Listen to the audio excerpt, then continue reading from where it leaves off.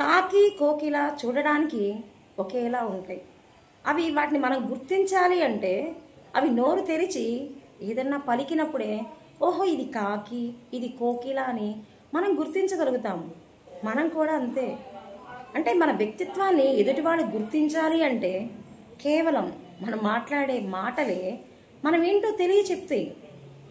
మనసులోని భావాలని మాటల రూపంలోనే కదా మనం బయట పెట్టేది. ద్వారా మన చేతల ద్వారా మన యొక్క అభివృద్ధిని సమాజపరంగా మనం ఏమి చూపించాలన్నా, అంటే నువ్వు ప్రేమతో మాట్లాడావా, అందరి పట్ల దయతో ఉన్నావా, అనే అందరినీ ఆప్యాయంగా పలకరించావా, మన యొక్క సంబంధ బాంధవ్యాలు ఎలా ఉన్నాయి అనేది కేవలం నీ మాట తీరే.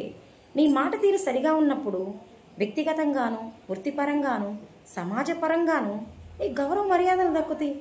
కాకి అరిస్తే తరిమేస్తాం, అదే కోకిల అరిస్తే కూస్తే మనం వినసొంపుగా వింటాం, మానసికంగా ఆహ్లాదానికి గురి అవుతాం. మనం కూడా అంతే. మన మాటలతో ఎదుటివాళ్ళని స్వంతన కలిగించాలి, భరోసానివ్వాలి, ఆత్మీయతను పంచాలి, నమ్మకాన్ని నిలబెట్టాలి. అన్నీ చేసేవి కేవలం మన మాటలేనండి. మన మాట బాగుంటే మన బ్రతుకు బాగుంటుంది.